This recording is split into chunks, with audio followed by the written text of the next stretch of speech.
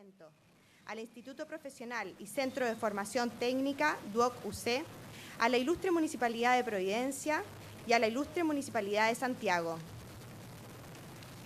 Queremos dirigir un particular y fraternal saludo a los representantes de otras confesiones religiosas presentes, autoridades eclesiásticas, universitarias, del sector público y privado, académicos, personal profesional y administrativo, representantes de los trabajadores y de los estudiantes presentes. Querida comunidad, la Pontificia Universidad Católica de Chile y el Arzobispado de Santiago le dan la más cordial bienvenida al Atrio de Santiago, diálogo entre creyentes y no creyentes, versión local del proyecto Atrio de los Gentiles, que fue inaugurado en 2011 por el Papa Emérito Benedicto XVI como un lugar sin exclusiones, un lugar de reencuentro. En este contexto, damos inicio al tercer encuentro del Atrio de Santiago, cuyo nombre es ¿Nos importa realmente la naturaleza?, en el que se reflexionará acerca de cuál es el valor que comporta la naturaleza, tanto para un creyente como para un no creyente, y cómo ello debe traducirse en prácticas concretas. Informamos a ustedes que debido a un viaje impostergable, el señor Francisco Claro deberá abandonar el escenario previo al espacio de las preguntas, momento que será guiado por el padre Samuel Fernández, quien es doctor en Teología y Ciencias Patrísticas por la Universidad Lateranense de Roma, profesor titular de nuestra Casa de Estudios y actual director de la Formación General de la Facultad de Teología UC. Antes de comenzar, el señor Juan Ignacio Domínguez, decano de la Facultad de Agronomía e Ingeniería Forestal de nuestra Casa de Estudios, dirigirá unas breves palabras de bienvenida.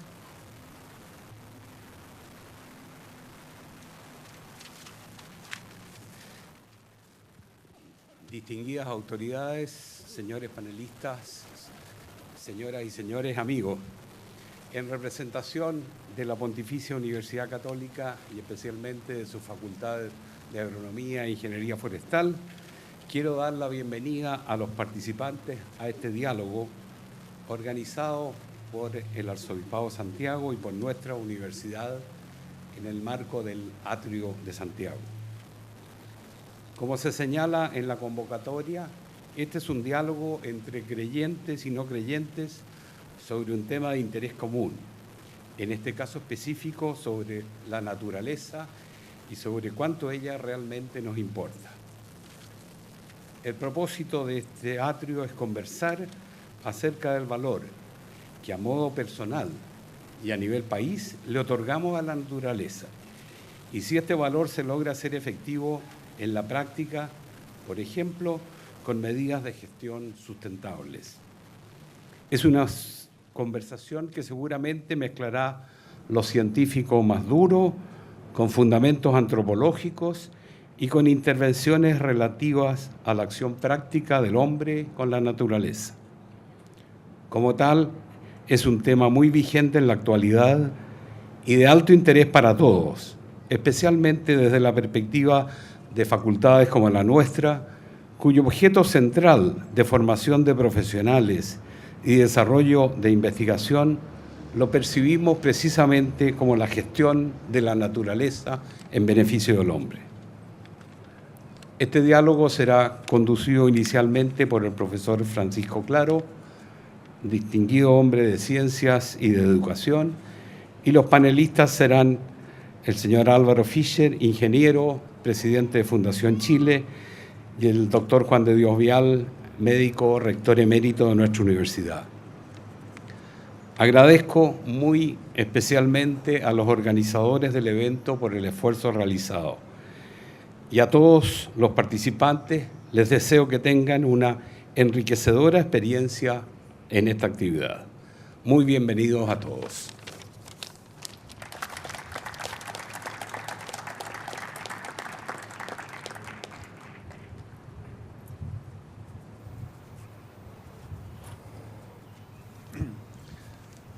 Buenas tardes. Tomo entonces la palabra para introducir un poco el tema que nos convoca hoy día. En primer lugar, esa palabra poco corriente en nuestro vocabulario diario, que es la palabra atrio, es una palabra que evoca una actitud del pueblo judío que se remonta desde por lo menos décadas antes del nacimiento de Jesucristo, en que se reconstruye el templo de Jerusalén y en el templo se instala un espacio donde se puede estar presente independiente de las ideas que uno profesa. No es así en todos los lugares del templo. De hecho, si uno va a Jerusalén, una de las cosas que le preguntan en algunos entornos es si acaso es o no es judío.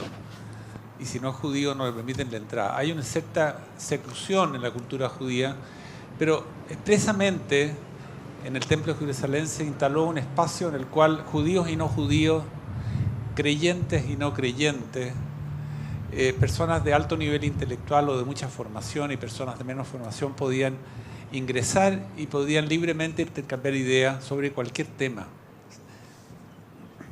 En el caso nuestro, el atrio que está simbolizado entonces por esa figura de un lugar de encuentro no solamente social, sino que de encuentro en torno a ideas que en cierta medida nos preocupan y a veces desgarran en un momento histórico determinado.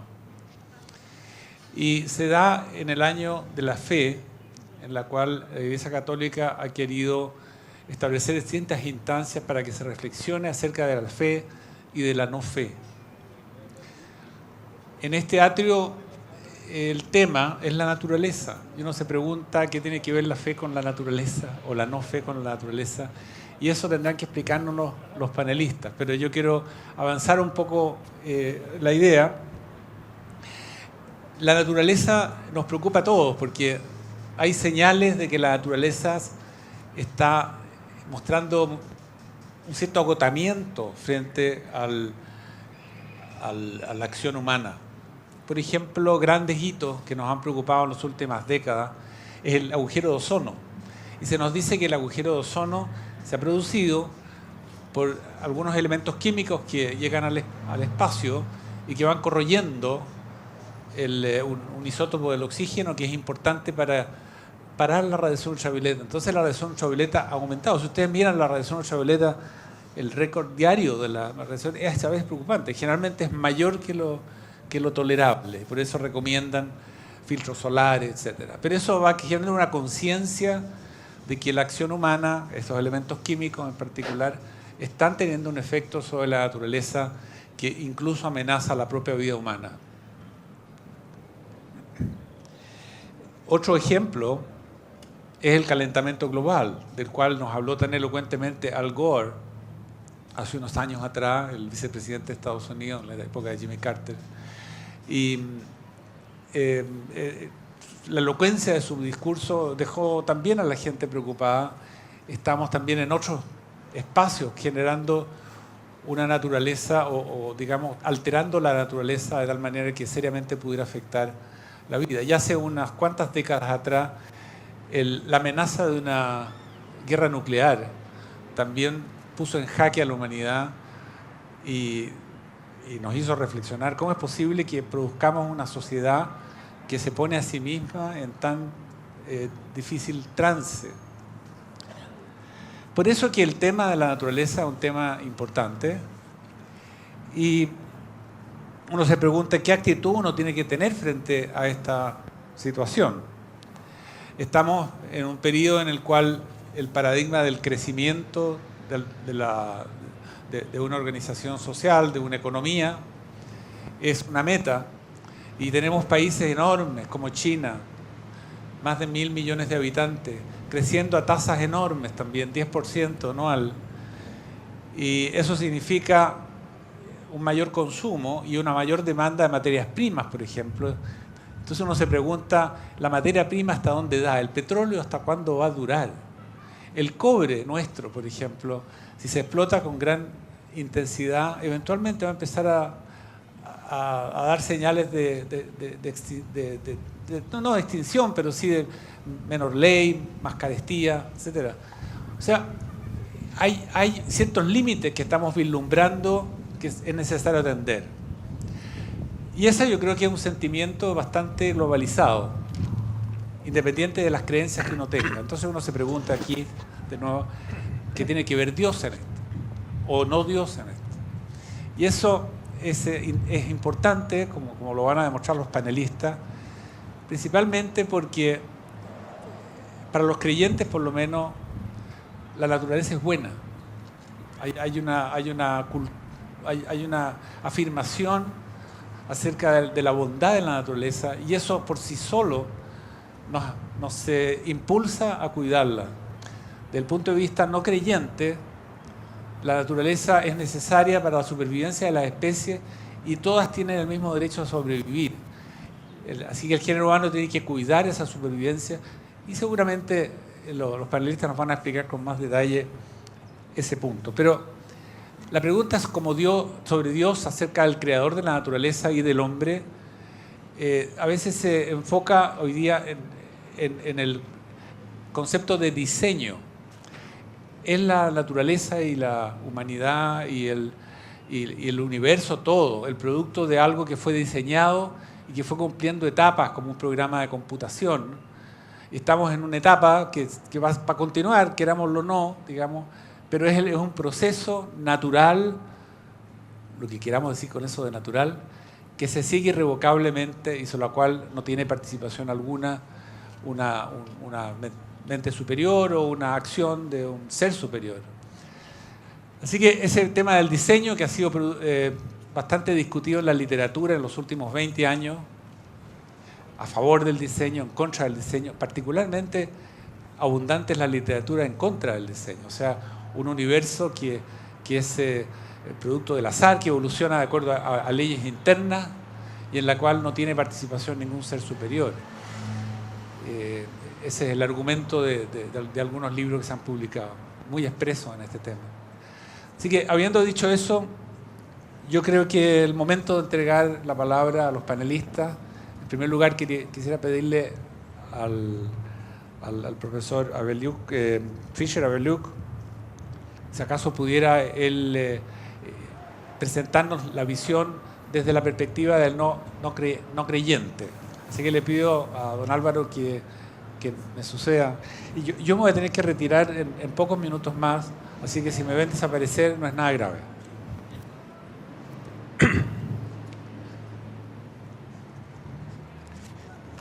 Bien, muchas gracias. Muy buenas tardes a todos. Voy a quedar aquí, sí. Había pensado pararme para poder leer con mayor facilidad. Veo que lo puedo hacer aquí, así que voy a mantener la igualdad de posición. Parece que no está funcionando el mecanismo. ¿Se escucha ahora? No. ¿Se escucha? Y sí. Bien, agradezco a la Pastoral UC esta nueva invitación a participar en este diálogo entre creyentes y no creyentes. Él pretende abordar.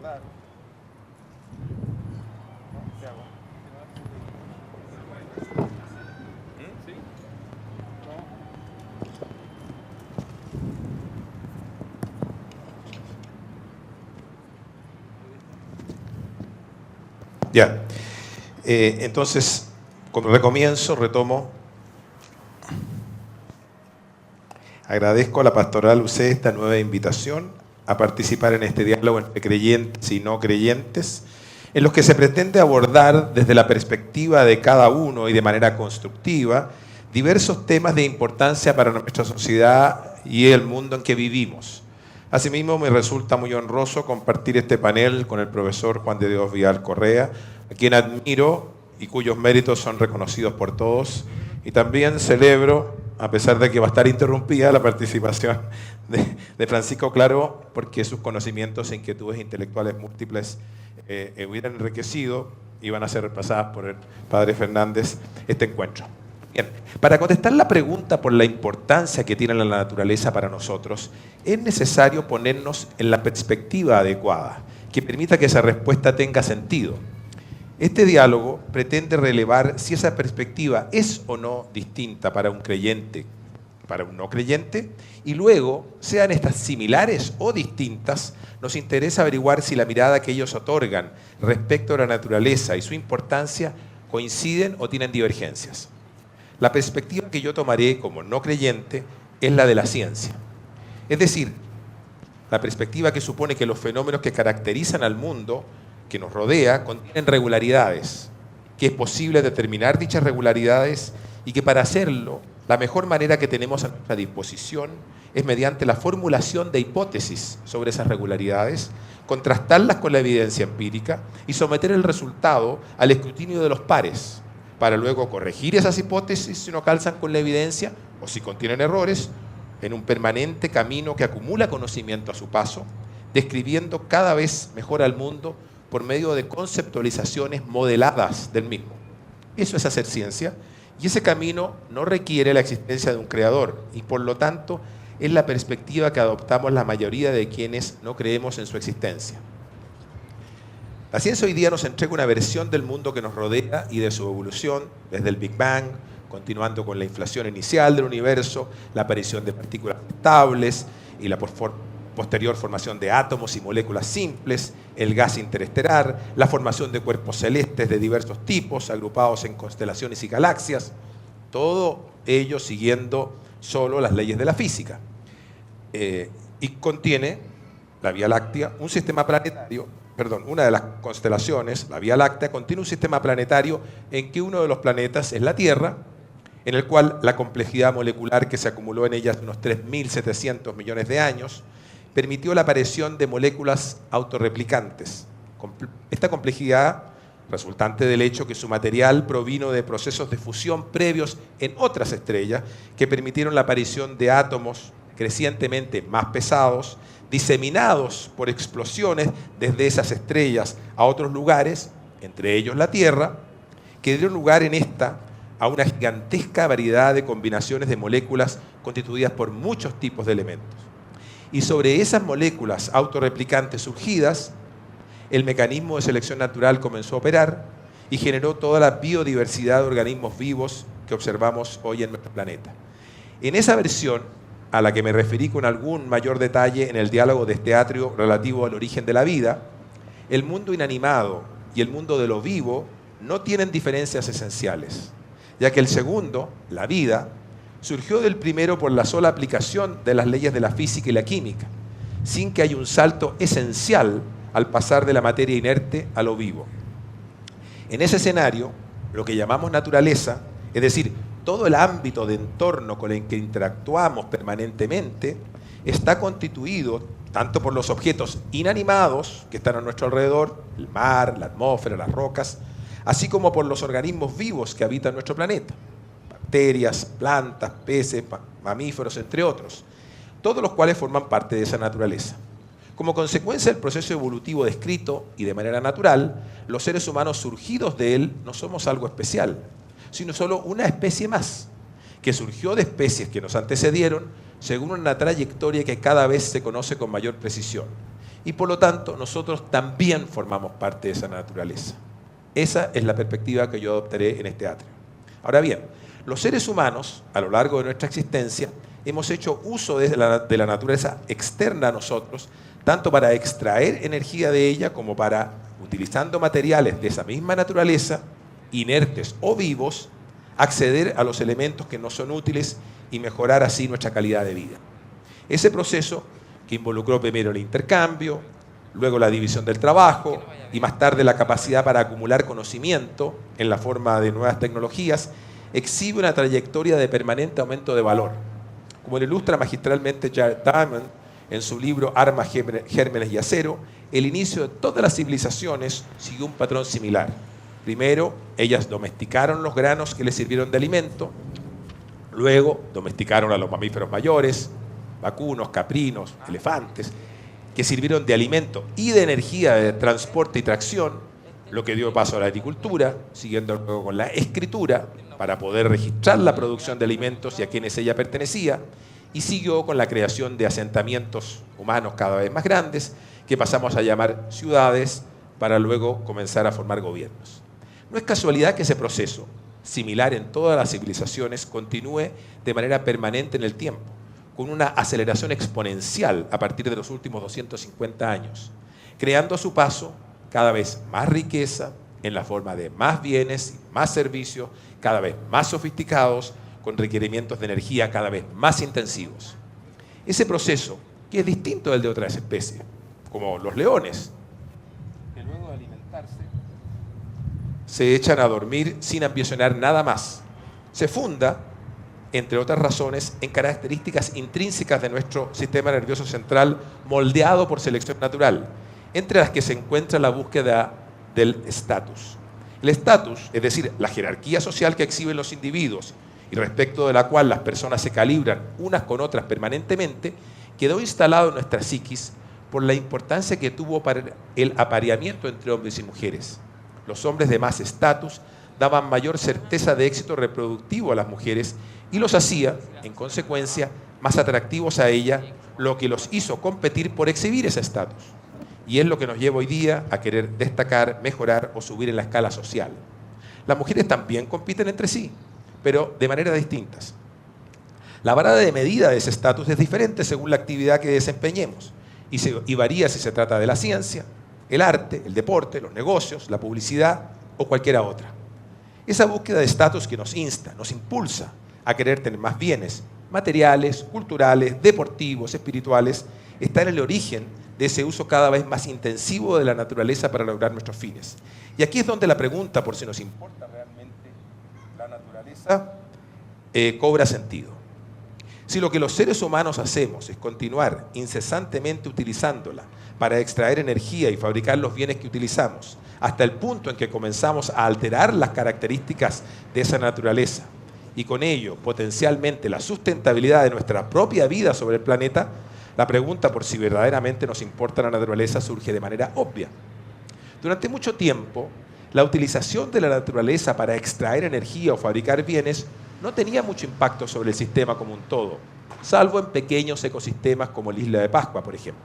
Pero ahora, en que somos 7.000 millones de humanos, todos los cuales aspiramos a vivir en condiciones de vida de los países desarrollados, imponemos sobre esa naturaleza un cúmulo de requerimientos que pueden modificar los delicados equilibrios en los que se sustenta nuestro aprovechamiento de ella. Y aunque no podemos conocer con certeza lo que eso implica, nos obliga a tener cuidados al respecto. Por lo tanto, la naturaleza nos importa porque ella nos da el sustento para desarrollar nuestras vidas con los avances actuales, pero para que nos lo siga dando para una población que se aproximará hacia 2050 a 9 o 10.000 millones de personas, todas viviendo con un estándar de vida como el de los países desarrollados de hoy, debemos utilizarla de una manera en que ello no se deteriore en nuestra contra. Y como no podemos predecir el futuro con precisión, debemos utilizar nuestros conocimientos científicos más avanzados como criterio para elegir la forma de preservarla lo mejor que podamos. Es decir, hoy nos enfrentamos a dos fuerzas que podrían estar en oposición. Por un lado, los impulsores intrínsecos de nuestro sistema nervioso central que nos instan a aumentar la creación de valor para mejorar la calidad de vida de una creciente cantidad de personas. Y por otro, las limitaciones que nos ofrece la naturaleza, tanto por la escasez de recursos naturales para lograrlo, como por el posible daño que nos autoimpongamos al modificar algunos parámetros macro de su equilibrio que jueguen en nuestra contra. ¿En qué podría esa posición de no creyente diferir de la de un creyente? Probablemente en que para los no creyentes, la descripción que hice del proceso que construyó al mundo en que vivimos, y que fue el que dio origen a la vida, es un proceso que no tiene un propósito que lo guíe ni un cerebro central que lo organice. Y en consecuencia no le confiere un carácter sagrado o absoluto a nada, ni a la naturaleza inerte, ni a la vida. Y eso incide en la forma en que consideramos aceptable interactuar con esa naturaleza, ya sea que nos refiramos a la parte inerte de ella o a la viva. El darle un carácter absoluto a la naturaleza nos puede conducir en direcciones inaceptables. Por ejemplo, la falacia naturalista, es decir, la doctrina que afirma, equivocadamente, que como son las cosas en la naturaleza es como deben ser en el ámbito moral humano, condujo a proyectos políticos aberrantes como el nacionalsocialismo alemán de la primera mitad del siglo pasado. Pues, se arguía, si un animal más fuerte podía aniquilar a uno más débil en el mundo natural, ¿qué de malo habría en aplicar ese principio a las personas o las razas? Pero tampoco debemos caer en una especie de falacia naturalista respecto de la propia naturaleza, que sería la doctrina que afirma que a la naturaleza no podemos tratar de alterarla, pues estaríamos tratando de modificar lo que es de manera natural, como si la naturaleza poseyera un malentendido carácter absoluto. Si así fuera, en su versión más radical, no podríamos seguir con nuestra civilización como la conocemos y deberíamos volver a estados tecnológicos mucho más primitivos, compatibles con poblaciones humanas que serían una mínima fracción de las actuales. Y no he visto a nadie que sustente doctrinas de conservadurismo ambiental fundamentalista que haga campañas para suicidios colectivos masivos que permitan alcanzar esas poblaciones. Pero por la misma razón, en la perspectiva que yo he adoptado, como la vida no proviene de una esencia distinta de aquella de la materia inerte y por lo tanto forma parte de la naturaleza, tampoco tiene, la vida humana en particular, el carácter sagrado absoluto de las visiones que muchos creyentes le adjudican, que lleva a imponerle una restricción absoluta respecto de su interrupción en todo momento, tanto por terceros no relacionados como por sus titulares o por sus progenitores o parientes. Sin embargo, en los instantes iniciales y finales de la vida, es decir, cuando ella es recién concebida o cuando está a punto de extinguirse, el sistema emocional humano y los sentimientos morales que lo acompañan admiten para muchas personas excepciones a esa restricción. Y de ahí que la lucha por el derecho de la mujer a interrumpir su embarazo seguirá vigente. Y lo mismo ocurrirá con el suicidio asistido o la eutanasia consentida, como opciones abiertas a ser utilizadas por las personas que no sientan esas restricciones. Algo parecido seguirá ocurriendo con el descarte de embriones fecundados, cuando las parejas en que ambos son portadores de una enfermedad genética recesiva de carácter mortal busquen el embrión fecundado sano y descarten el resto. Eso no significa que ellas denigren a la persona humana en general, sino que al desacralizar el significado de la vida en su versión absoluta, admiten para los inicios y el final de la vida las opciones descritas anteriormente, pero siguen teniendo los sentimientos morales compartidos con todos los seres humanos que nos permiten llevar adelante una convivencia pacífica, civilizada y enriquecedora en el resto. Del mismo modo, la utilización de alimentos genéticos modificados seguirá siendo válida para un creciente número de personas, así como la fabricación de órganos artificiales a partir de células madre obtenidas de la que resulte la forma más eficiente para lograrlo. En otras palabras, en esta visión de un no creyente, seguiremos utilizando la naturaleza para mejorar nuestra calidad de vida y nos basaremos para ello en lo mejor que nos pueda ofrecer la ciencia y la tecnología, tanto para mitigar el impacto ambiental que el procurar satisfacer esa calidad de vida le imponga a la naturaleza, como para mejorar nuestras propias capacidades como seres humanos, procurando eliminar las enfermedades genéticas, sustituyendo órganos que no estén funcionando correctamente, escogiendo embriones sanos sobre embriones enfermos, procurando equilibrar la natalidad para darle sustentabilidad al mundo, sin que ello signifique o implique de ninguna manera caer en las situaciones indeseables que describió Aldous Huxley en Un Mundo Feliz. Nuestro sistema cognitivo y emocional nos impulsa en la dirección que he descrito y mi impresión es que finalmente, con mayor o menor velocidad, seguiremos ese camino en el que la importancia que tiene la naturaleza, la pregunta que nos convoca, se pondrá de manifiesto porque siempre intentaremos utilizarla de la mejor manera que nuestros conocimientos científicos y tecnológicos y las instituciones que construyamos de manera consensuada para conducir nuestras sociedades nos lo permitan. Muchas gracias.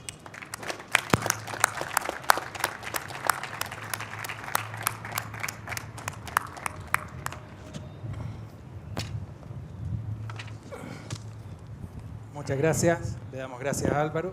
Y ahora le pedimos a don Juan de Dios Vial, tiene un rato para hacer su exposición. Quisiéramos recordar a todos los asistentes de que en la hojita que tienen en el asiento pueden redactar sus preguntas y pasarlas para que de esa manera, después de las exposiciones, vamos a tener un momento de diálogo en que van a poder ser respondidas algunas de esas preguntas. Entonces le damos la palabra a don Juan de Dios. Gracias. En primer lugar, tengo que decir que me alegro mucho de haber escuchado la exposición de René Fischer. Estamos de acuerdo en un porcentaje muy grande de sus afirmaciones, en algunas no, y nos va a demorar llegar a un acuerdo, pero ahora creo que los desacuerdos grandes y pequeños provienen de una diferencia de puntos de vista que es bueno destacar, ya que estamos aquí para contrastar nuestras posiciones.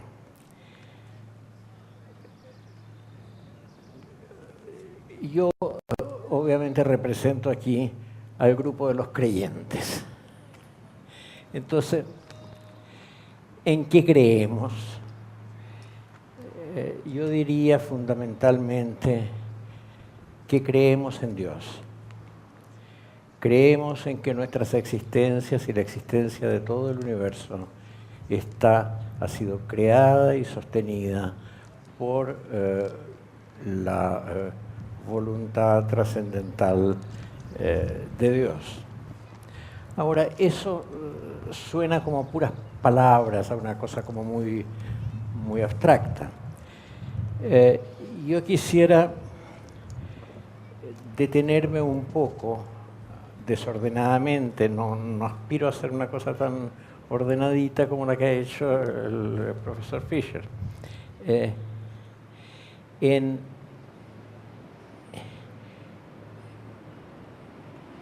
lo que nosotros los católicos creemos que Dios nos ha dicho, nos ha revelado por distintas maneras sobre el tema que nos ocupa.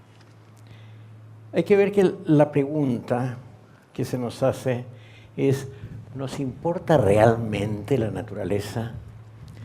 Y la palabra clave de la pregunta es realmente. ¿Qué es que una cosa a uno le importe realmente? No es que le importe mucho o poco, es que le importa de una manera distinta, que le importa como fundamento de algo. Y eso es una cosa que se escapa a veces a las versiones puramente científicas del asunto, porque en ciencia no hay el realmente en ese sentido. Las cosas que como valor, que tienen un valor fundante en lo que uno piensa.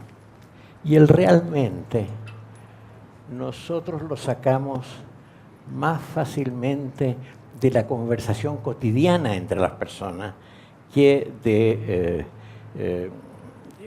desarrollos teóricos o desarrollos científicos. Nosotros,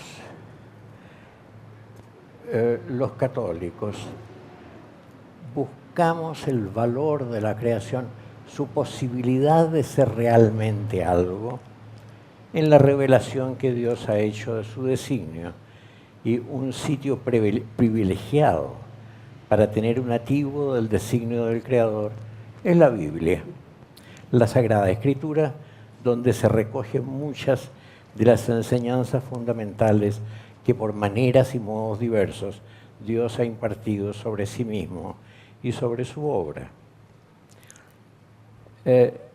Tenía preparado una explicación sobre una pequeña explicación sobre la Biblia, pero me la salto en privilegio, en respeto a la brevedad. Un lugar especial para entender el sentido de la creación. ¿Por qué podemos decir que hay un fundamento especial en ella? Es el libro del Génesis, en que se relata en forma parcialmente mítica, en forma poética, el origen del mundo, no en una forma de una crónica o de una historia propiamente tal. Allí, en el relato de los días de la creación, se muestra a esta aparecida en sucesión ordenada, los días, en la cual sucesión cada segmento tiene una disposición respecto de los demás. Lo que aquí me interesa recalcar es que después de cada obra de la creación, el autor repite, y vio Dios que lo hecho era bueno, hasta que al final del sexto día de la creación del hombre, dice, lo hecho era muy bueno. Bueno significa en el lenguaje habitual atrayente, deseable, que tiene una entidad noble, si se quiere, y es así como encuentra Dios el mundo que ha creado. Y nosotros creemos que el mundo que vemos ha sido encontrado bueno por el Creador.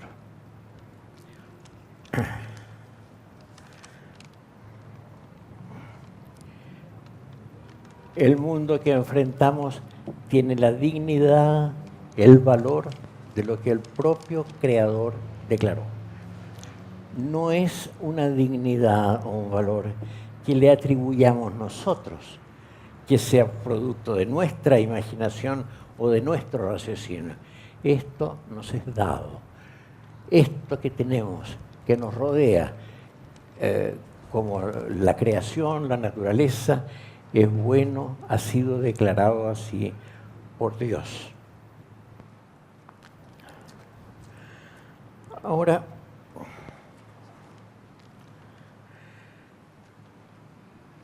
pero el mundo que vivía el autor de estas líneas del Génesis, tal como nuestro mundo actual, no era bueno. Y toda esa maldad es interpretada, es revelada como consecuencia de que el hombre, en uso del don de su libertad, escogió un camino distinto del camino establecido por el Creador. Por ejemplo, estableció el camino de negar al Creador, que puede llevar muy lejos, pero no va a llevar a la larga a un sitio bueno. Y el relato de la creación continúa en el libro del Génesis, con el relato del pecado original, de la desviación del hombre, del rechazo del hombre, del designio de Dios. Y entonces el hombre y la mujer se encuentran desnudos y como perdidos en el jardín, desorientados, no saben dónde ir, no saben dónde están. Y allí el hombre, según el relato del Génesis, esto, recuerden, es un relato, no es una crónica histórica, escuchó por primera vez una cosa, la pregunta de Dios que lo buscaba. Y oye la voz de Dios que dice, hombre, ¿dónde estás? La pregunta que recoge el autor del Génesis es la pregunta que se nos dirige a cada uno de nosotros. A ti, con tu historia personal y social, con tus andanzas, con tus proyectos, con tus buenas y malas intenciones, te pregunto, ¿dónde estás?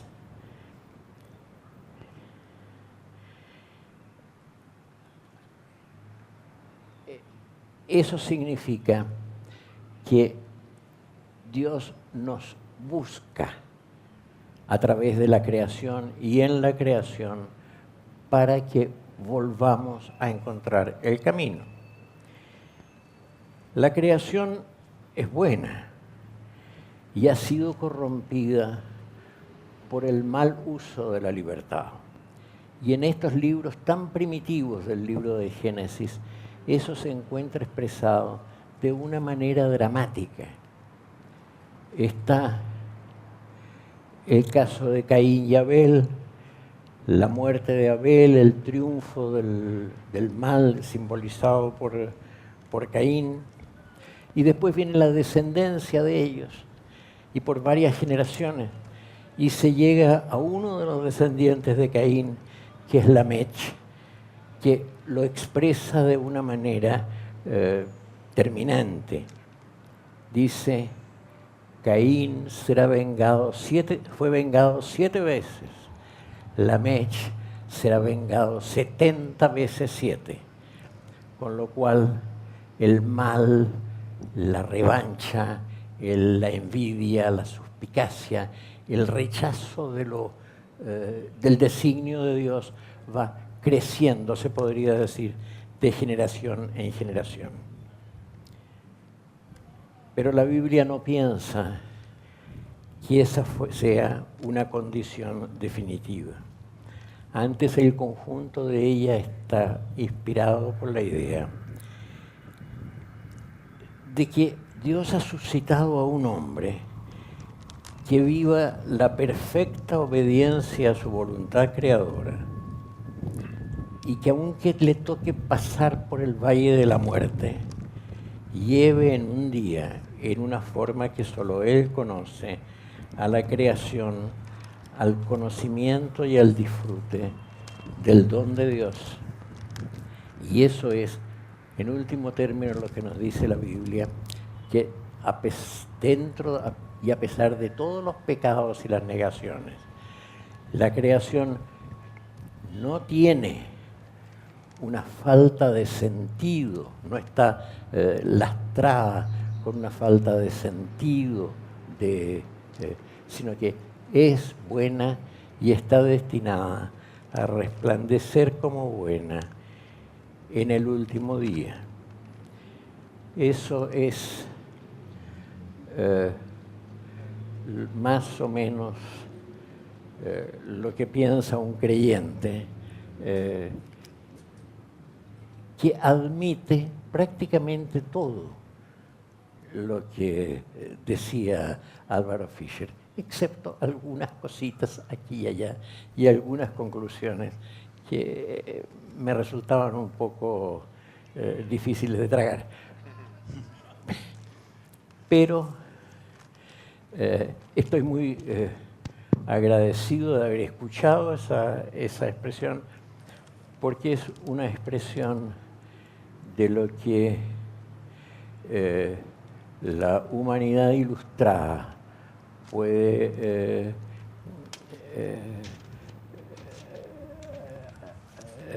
hacer. Yo no pretendo ser nada ilustrado, traigo una cosa que es más modesta. Es lo que Dios dice. A Dios no se lo ve, no se lo oye con los oídos. Ahí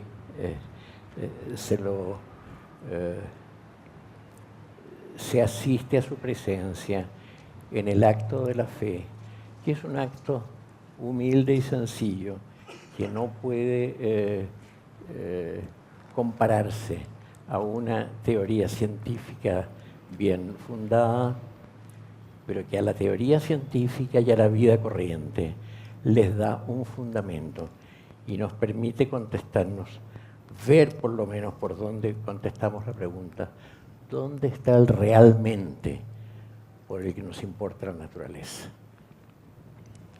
Muy bien. Le agradecemos a don Juan de Dios Vial sus palabras. Don Juan de Dios tuvo la posibilidad de escuchar a Álvaro y hacer algunas reacciones ya. Entonces ahora le damos la ocasión a Álvaro que pueda reaccionar frente a las palabras de don Juan de Dios Vial. Gracias. Bueno, lo primero...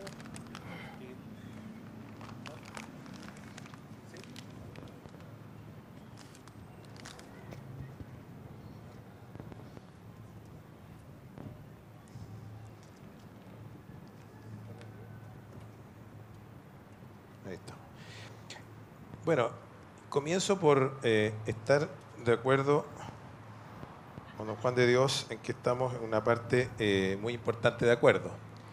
Entonces, más bien, quisiera centrarme en dónde pueden producirse y por qué razón se producen las diferencias. Y creo que el punto está un poco en la perspectiva que cada uno abordamos en nuestras presentaciones. Vale decir, yo dije, yo voy a tomar la perspectiva de la ciencia. ¿Y por qué la de la ciencia? Porque es la manera que yo me siento más cómodo para tratar de entender y comprender el mundo en que vivimos. Y no es una postura de soberbia, sino que por el contrario es una postura humilde en el sentido de que esa es una tarea muy difícil que la humanidad a la cual la humanidad ha destinado mucho tiempo y mucho esfuerzo y ha construido visiones razonablemente contrastables con la evidencia empírica que nos rodea, y el hecho de tomar esa mirada y no la mirada de la fe es un supuesto inicial sobre el cual es difícil arguir porque tal como lo conversamos con Rafael Vicuña en el Atrio sobre el origen de la vida, uno tiene que partir de algún punto de partida inicial. Y el punto de partida inicial es pensar que este mundo lo podemos comprender y que el método para comprenderlo es este. Entonces, tomado ese punto de vista o esa perspectiva, entonces las diferencias que se producen precisamente respecto de cómo se interpreta y las implicancias que ello tiene la transición entre aquello que llamamos el mundo de lo inerte y el mundo de lo vivo. Y por eso que seguramente estamos casi todos de acuerdo, salvo en cuando yo me refería a los instantes iniciales o finales de la vida, en la forma, ¿no es cierto?, de un feto o de un embrión o de una persona que está sufriente y a punto de morir. Porque en esa transición es la parte donde es más evidente lo que las dos distintas perspectivas generan como diferentes escenarios del mundo en que uno está. En la que yo presenté, en que no hay una esencia diferente entre el mundo inerte y lo vivo, sino que sencillamente una mayor complejidad con esta aparición de moléculas que son capaces de autorreplicarse y se van construyendo estos mecanismos, digamos, de distintos componentes que van construyendo los aparatos que están al interior de las células, y etcétera, y todo lo que se conoce. Esa distinta visión que hace que esa transición para los no creyentes, o por lo menos aquellos que creemos en la ciencia y somos no creyentes, no hay una transición fundamental, hace que las diferencias fundamentales se centren en esa transición. Y en esas transiciones, entre donde las conductas aceptables para uno y para otros difieren y divergen. De tal manera que eso es básicamente donde yo creo que está el punto. Y por supuesto, hay algunas otras diferencias que se generan a partir de esta visión primaria. Por ejemplo, cuando uno dice el mundo creado es bueno. Bueno es, efectivamente, pero una categoría es humana, o sea, es una apreciación que nosotros los seres humanos podemos hacer y hacemos, pero en realidad cuando nos salimos del sistema y lo miramos desde afuera, el mundo no es bueno y es malo, sino que en ese sentido es. Y nosotros construimos las categorías morales de bueno y malo, dado las características y rasgos que tenemos y con los cuales interactuamos con los seres humanos. Bien, eso podría decir. Muchas gracias. A ver, digamos, históricamente se han dado dos caricaturas, ¿no es cierto? Una caricatura que la fe es, por así decir, el refugio de los ignorantes, que en la medida que la ciencia va avanzando, la fe se va quedando con menos espacio. Por otro lado, también hay una caricatura desde la fe, de que en el fondo a través de la razón podemos conocer a Dios y por lo tanto con una buena cabeza uno llega a ser creyente. En este momento estamos con dos personas inteligentes que representan la modernidad de dos maneras distintas. Entonces la pregunta que quisiéramos hacer, una pregunta cruzada para don Juan de Dios Vial, es preguntarle si a usted le parece que es razonable ser no creyente, y a Álvaro preguntarle si le parece que es razonable ser creyente. A lo primero yo digo que sí, puede ser muy razonable. Desde luego sería una petulancia fantástica mía frente a la millonada de personas ilustres, desde Aristóteles para abajo, que han sido no creyentes, decir yo que eso no es razonable. Yo lo que digo es que los creyentes tenemos un regalo adicional. Un regalo, una cosa que de ninguna manera merecíamos o podíamos alcanzar nosotros. Álvaro aquí decía lo que es bueno, ¿no es cierto? Pero es que el relato bíblico, que es un relato primitivo y hecho por gente muy primitiva, ¿a quién le ponen la carga de decir que es bueno? Es al propio Dios. No es que el hombre diga que la creación de Dios es buena, sino que dice el hombre que Dios piensa que su creación es buena, lo que es distinto. Es una bondad trascendental. Y nosotros tenemos, yo coincido plenamente con la presentación, la mayoría de las cosas que que dice Álvaro sobre la ciencia, yo estoy de acuerdo. Y en algunas cosas no estoy de acuerdo, en las que él sospecha, pero son cosas que podríamos conversar largamente y a lo mejor nos dábamos vuelta recíprocamente el criterio. Eso no importa. Lo que importa es esto, que hay un camino bueno, que es el camino que es puesto por Dios y que lleva a Él. Una de las posibles sendas para el hombre que toma el camino de Dios es la ciencia, por supuesto. Si la ciencia también es buena, humanamente buena, no hay ninguna duda. Se puede mal usar. Bueno, basta con asomarse a la ventana y abrir cualquier libro de historia para darse cuenta de las atrocidades que se han hecho con la ciencia. Pero eso no es contra la ciencia. Eso es contra la conciencia humana que la ha pervertido. Muchas gracias. Bueno, obviamente que yo también considero que es muy razonable que una persona sea creyente. Pero para que la respuesta no sea solamente admitir que las personas puedan tomar la postura que quieran, porque en eso consiste cómo vivimos de manera civilizada en el siglo XXI, voy a agregar un par de cosas más para estrechar el espacio de razonabilidad y dar los puntos de vista que yo tengo al respecto, y que también los planteé en el diálogo que tuvimos con Rafael Vicuña hace unos meses. Digamos, si una persona... Hay dos versiones fundamentales de la creencia. Una de la versión deísta y la otra la versión teísta. En la versión deísta es que hay una creación, ¿verdad? Que lo único que... su única participación en lo que observamos en el universo es el acto creativo. Y luego se desenvuelve de acuerdo a estas reglas o leyes que hemos encontrado en la ciencia. Esa visión hace que prácticamente el creador no tiene ninguna participación y por lo tanto prácticamente coincide con la naturaleza. No hay nada adicional que se esté aportando y además es una visión que la mayoría de los creyentes no les sirve, porque lo que los creyentes están buscando en su creencia no es solamente una explicación de los fenómenos, porque muchos creyentes por algo están utilizando la ciencia para comprender lo que está a su alrededor, sino que están buscando también consuelo, guía moral, en fin, satisfacción de sus problemas, etc. Perdón. Y entonces, y esa segunda versión de la creencia es la versión teísta, en que efectivamente el creador interviene de alguna manera en los procesos humanos. Pero si interviene en los procesos humanos, entonces está modificando de alguna manera aquello que son las reglas o las regularidades que observamos en la naturaleza.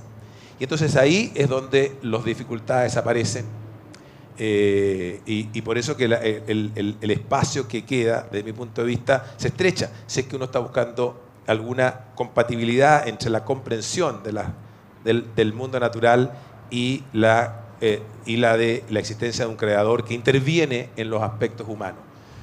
Yo creo que ahí están algunos de los problemas y desde mi punto de vista entonces ahí se marca un poco dónde están las estrecheces y las dificultades para que sea razonable que una persona sea creyente. Bien, muchas gracias. Vamos a leer algunas preguntas, han llegado muchas, así que naturalmente no podremos leerlas todas.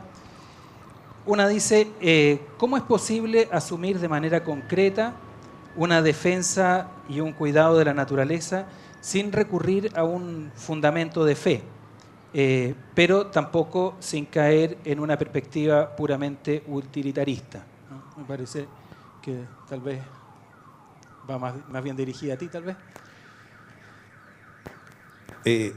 Bueno, lo que yo dije es que los seres humanos estamos un poco condenados, pero la palabra condenados, digamos, puede dársele muchos significados, pero nuestro interés por tener mejores condiciones de vida que nos han llevado hasta el grado de desarrollo que tenemos hoy y que otros países que están en menor estado de desarrollo quieren alcanzar a los que están desarrollados, ese esfuerzo, cuando se empieza a poner en contradicción con la naturaleza de la cual obtenemos esa calidad de vida, entonces nos obliga a repensar las formas como la intervenimos. Y a mi juicio no es un acto de fe hacer eso, sino que es un acto del mejor conocimiento disponible que tengamos para hacerlo. Y entonces, si hoy día se habla, como habló Francisco Claro, del cambio climático, el hoyo de ozono o la explosión demográfica que puede producir problemas, todos esos tenemos que manejarlos y mitigarlos con las mejores herramientas que tengamos. Para mi gusto, no hay mejores herramientas que los conocimientos científicos que nos permitan modificar alguna de las cosas. Pero, por otro lado, tenemos que hacernos cargo de que las conductas humanas tampoco son modificables por órdenes, digamos, desde arriba, ¿ah? Y eso sí, los sistemas totalitarios y que impulsan a las personas a hacer lo que alguien de arriba quiere, no han funcionado en la humanidad. Las sociedades funcionan sobre la base de la autonomía de las personas en una convivencia civilizada, consensuada. Y entonces el encuentro de esas dos cosas, la única manera compatible a mi juicio de hacerlo es con los mejores conocimientos que tengamos. Porque la otra, a la que me referí en mi ponencia, es sencillamente bajar a niveles muy primitivos de tecnológicos, pero eso no cabe en 7.000 millones de personas, sino que a lo mejor no más de 50 o 100, y eso habría que eliminar por algún método que no conozco, ni siquiera quiero pensar en cuál sería para bajar a ese nivel de población. Muchas gracias. ¿Me permite una? Sí, claro. Que hay una cosa que me resulta un poquito no aceptable, no grata. Y es, por ejemplo, mirar aquello que viene de Dios como si viniera de arriba, como si viniera de otro plano. No hay nada más íntimamente mío que la presencia de Dios. Es lo más entrañablemente mío, y el movimiento que su presencia pudiera generar es un movimiento que se genera adentro de mí. No me es impuesto como podría ser la orden de un Estado o la presión de un hombre. Y eso, no hay nada más íntimamente mío que la presencia de Dios. Bien, muchas gracias. Aquí hay una pregunta para don Juan de Dios Vial. Dice, ¿hasta qué punto el afán científico por comprender la totalidad de la naturaleza no imita el pecado original en querer conocer todo como Dios hace las cosas? No, para nada, para nada.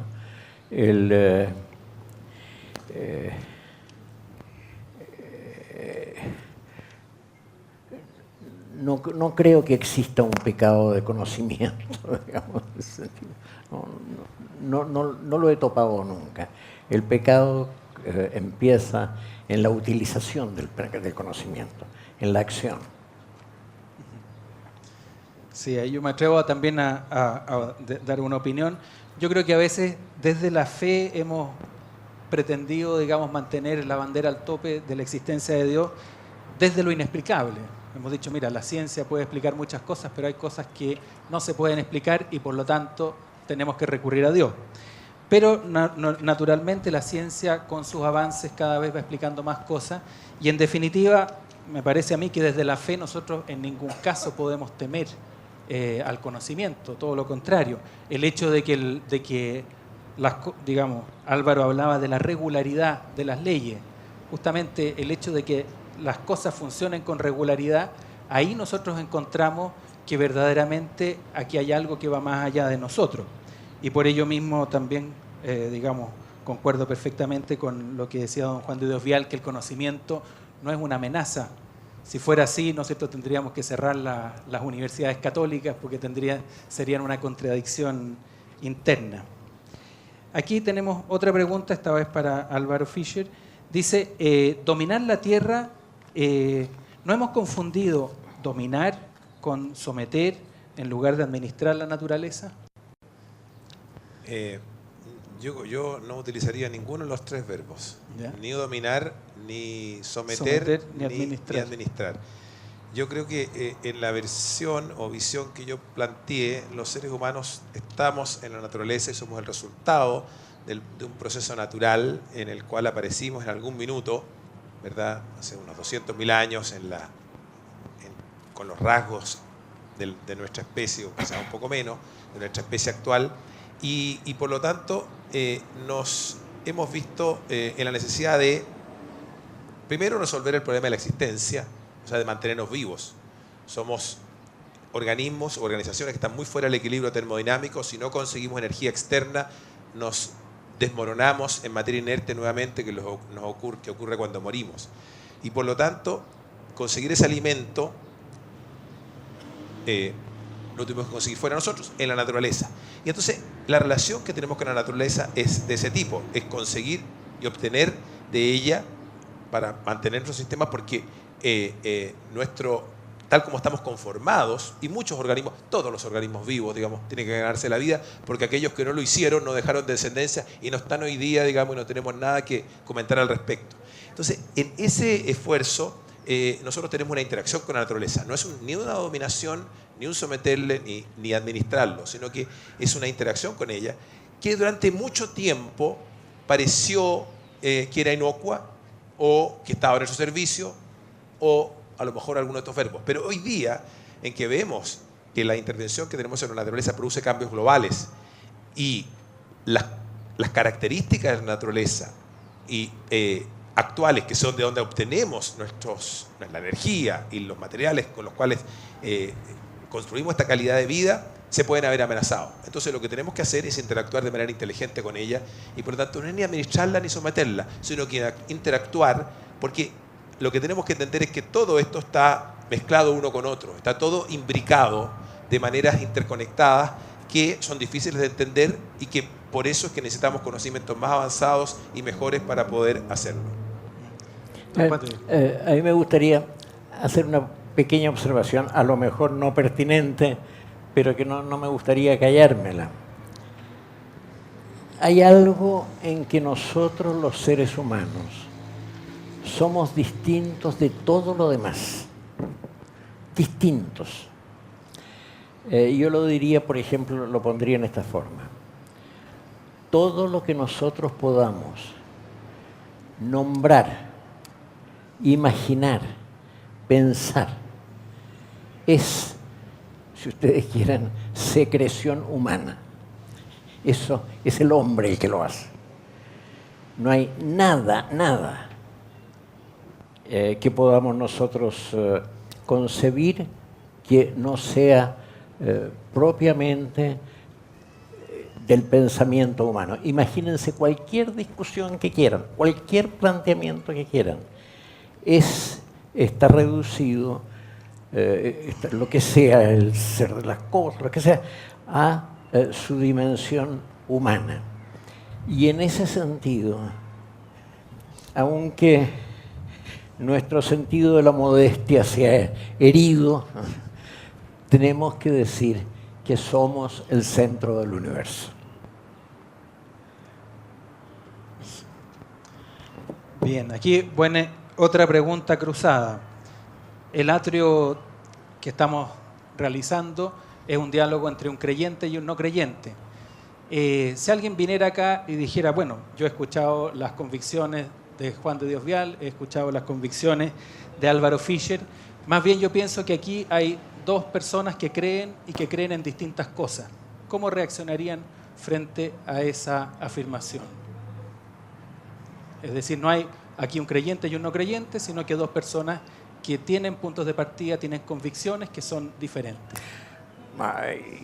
Mi respuesta a eso es sencilla. Cuando yo digo soy un creyente, hay una abreviación. Creo en la resurrección de Jesucristo. Eso soy creyente. Yo creo que la persona que hace esa pregunta tiene razón. Y yo lo dije obviamente en el diálogo anterior.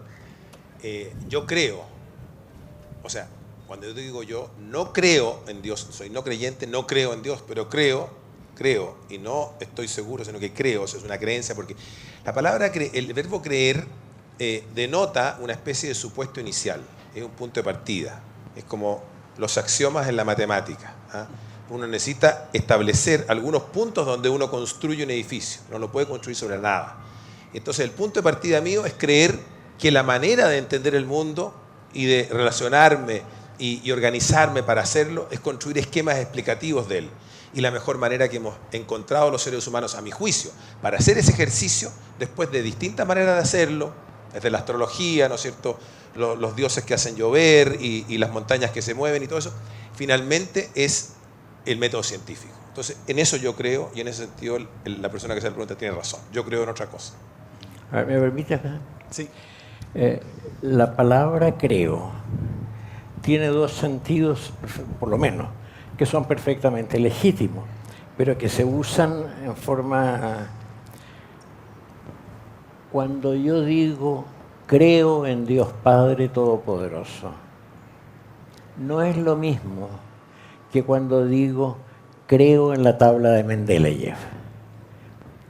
En el primer caso es le creo a Dios Padre Todopoderoso. Y en latín eso usa el acusativo, ¿no es cierto? Y lo usa por algo, porque es creerle a alguien, a algo, no en algo. Sí, no, si es así, efectivamente yo no estoy creyendo en algo, sino que creo que yo creo, y aquellos que sustentan esta visión supongo que podrían decir lo mismo, yo creo que la manera de entender el mundo en que me rodeo es mediante una manera, un método, una forma de construir esquemas explicativos que es el que expliqué delante. Así que efectivamente, no sé si estaría en el acusativo en ese caso. Muy bien, muchas gracias. También acá hay otra pregunta que puede ir para ambos y es ¿de qué manera se fundamenta el valor absoluto de los derechos humanos a partir de las propias convicciones? ¿Pregunta a mí? A ambos. No sé lo que sea el valor absoluto de los derechos humanos. Es decir, la inviolabilidad final de la dignidad humana. Absoluto es una cosa muy precisa, es que no tiene relación con nada, es que está suelto de todo, absoluto. Ahora, ni los derechos humanos, ni ninguna cosa están sueltos de la condición humana, de la presencia de Dios, de la fe, digamos. Sí, yo tampoco creo en el valor absoluto de los derechos humanos, sino que más bien en la preeminencia de los derechos humanos como doctrina para establecer nuestra convivencia. Pero es muy difícil establecer cosas absolutas, porque siempre hay excepciones y situaciones en que se producen esas excepciones. ¿Cierto? Las personas no deben matar a nadie hasta que son asaltadas y sí se les es permitido defenderse y matar a otro. No se debe, ¿no es cierto?, matar a nadie, pero las guerras han ocurrido siempre y las personas han pasado por encima de esos principios. Entonces, a mí me parece que darle un valor absoluto escapa a la manera en que nosotros debemos organizar nuestra convivencia. Hay que dar preeminencia, hay que dar mayor importancia y establecer jerarquía, pero no a valores absolutos. Bien, acá hay una pregunta bien fundamental para Álvaro Fischer. ¿Cómo empezó todo? ¿Con qué energía o con qué materia? ¿Cómo de la nada puede salir algo? Bien, buena pregunta. ¿Cómo empezó todo? Sí. Adelante. ¿Cómo va a terminar? También sería una No buena es nada lo pregunta. que te Tengo que preguntarle a Dios. No. Bueno, sobre eso no hay una visión definitiva y no quisiera yo entregarla ahora porque no la sé y yo creo que la ciencia tampoco la tiene. Y por eso es que cuando yo digo que yo creo que la ciencia es la manera que me va a permitir hacer eso, en ese sentido hay una creencia, porque no están todas las respuestas. Ahora, dicho eso, los científicos hoy día han mostrado que es posible a partir de la nada aparecer partículas y antipartículas, por ejemplo, o que pequeñas fluctuaciones cuánticas hagan surgir cosas donde antes no había nada. Pero son explicaciones primero, respecto a las cuales no tengo las competencias para abordarlas con precisión, y tampoco creo que la ciencia tenga también una respuesta definitiva. De hecho, desde el punto de vista de nuestras explicaciones, cuando uno dice, aquí partió todo, y ¿qué es lo que había antes, por ejemplo? A lo mejor el antes tampoco es un concepto que tenga mucho sentido, porque la construcción de la idea del espacio y el tiempo como maneras de interpretar la realidad que nosotros tenemos es a su vez contingente a el proceso de selección natural que moldeó nuestro cerebro y que nos insta de manera directa a mirar las cosas en ese sentido. A lo mejor la pregunta no tiene mucho sentido decir qué es lo que había antes de lo que cuando se creó. Pero para redondear la respuesta y no rehuirla, lo que dije, no tengo una respuesta definitiva, no creo que la ciencia lo tenga. Cuando yo creo en las ciencias, creo que eventualmente tendremos una mejor explicación de la que tenemos hoy día, como ha ocurrido hasta ahora. Y en ese sentido es que creo, tengo esa esperanza. A ver, don Juan de Dios quería decir algo, pero una precisación. Es una pregunta, o sea, esta pregunta que le hizo el público, ¿es una pregunta para la ciencia? Yo creo que sí. Yo creo que la pregunta es reinteresante y es importante porque nos pone un poco en el filo mismo de donde está la ciencia. Si es, mira, la ciencia empezó con mitos cosmogónicos como el del Timeo, por ejemplo, de Platón, y otros mitos de Orígenes y qué sé yo. Después de Darwin, la ciencia ha recurrido cada vez más a los relatos explicativos. Por ejemplo, la descendencia del hombre, The Descent of Man. Nadie va a poder nunca chequear eso con los criterios con que lo habría hecho un señor del 1850. No se puede. Es un relato que es compatible en cada uno de sus puntos con lo que la ciencia sabe sobre la circunstancia, digamos. Pero básicamente es un relato. El Big Bang y todos sus como su seguidilla de cosas, de las cuales yo no entiendo nada, del origen de las especies a lo mejor puedo entender un poco, pero es también un relato, así han ocurrido las cosas, y lo más que se puede pedir es que el relato en sí no contradiga en ningún momento lo que los datos científicos más creíbles dan sobre cada momento del relato. Eso es una cosa nueva con la ciencia, relativamente nueva, porque el relato fue relativamente olvidado o dejado de lado en el Renacimiento en busca de mejores formas de explicación. Y de repente, y especialmente por obra de Darwin, el relato volvió. Y el relato es lo importante de la ciencia. ¿Puedo hacer una precisión? Sí, por supuesto.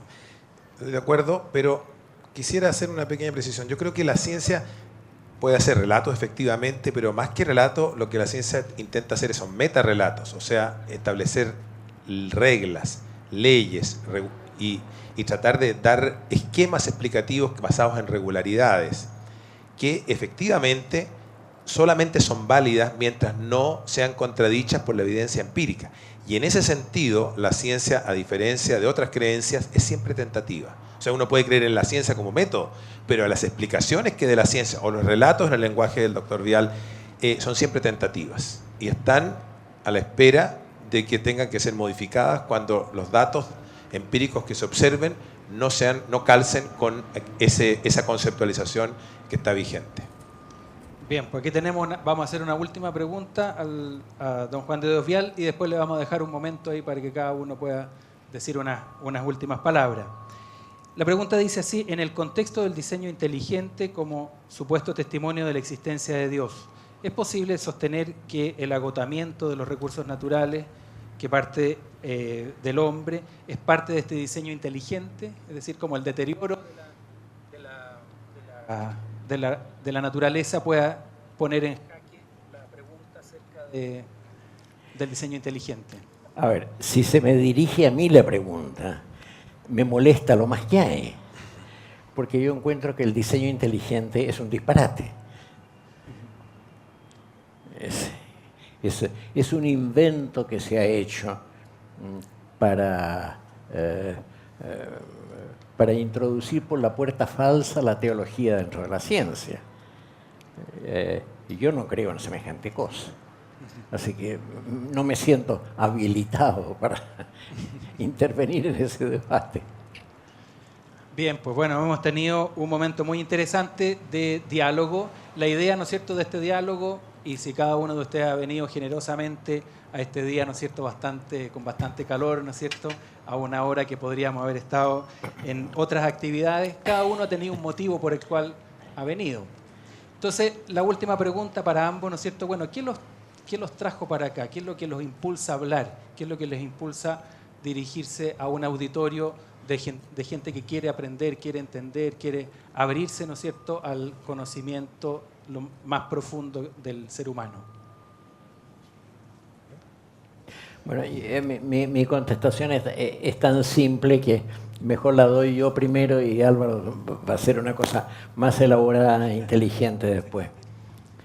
A mí me dijeron que esta era una propuesta de la Iglesia. Era una propuesta de la Iglesia para mostrar algo, un pedacito que fuera del mensaje de Jesucristo en el contexto de la humanidad. Y eso, no puedo decir que yo haya escuchado siempre ese tipo de cosas porque soy muy flojo, pero cuando venzo la flojera y siento que la Iglesia me pide que en alguna forma contribuya dentro de mis posibilidades, a lo mejor lo hago mal, pero dentro de mis posibilidades, a aclarar la situación, lo hago. Gracias.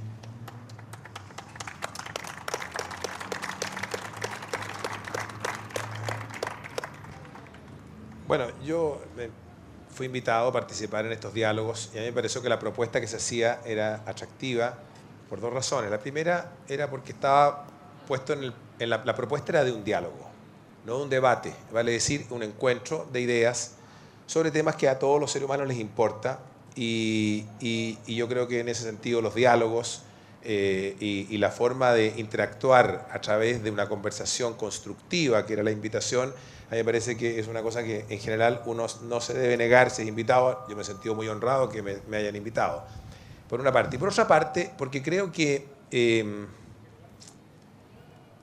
a pesar de que hay diferencias entre creyentes y no creyentes, como ha quedado hoy día insinuado, me parece a mí que eso no obsta o no es el punto de partida de donde se encuentran las diferencias que tenemos los seres humanos respecto de muchas cosas en todos los días. No es la naturaleza de ser o no ser creyente donde está, sino que es más bien en cómo construimos nuestras convicciones, ya sea científicas o morales, del mundo que nos circunda. Y en ese sentido creo que podría ser interesante que este diálogo también permitiera mostrar que cuando hay diferencias las hay, pero también puede haber maneras similares para enfrentar el mundo, y que creo que no están en creyentes y no creyentes nuestras dificultades, sino que en otras categorías de análisis que a veces se dan. Eso. Muy bien, muchas gracias. Agradecemos las reflexiones de nuestros invitados en este tercer encuentro del Atrio de Santiago acerca del valor de la naturaleza y también la participación de los asistentes. Invitamos al rector de la Pontificia Universidad Católica de Chile, doctor Ignacio Sánchez, a entregar el recuerdo de este encuentro a nuestros dos expositores. Se trata de una imagen del apóstol Santiago, a quien fue dedicada a nuestra ciudad desde su fundación en el año 1541. La imagen fue realizada en piedra por las hermanas del monasterio de Belén de la comuna de Casablanca, región de Valparaíso.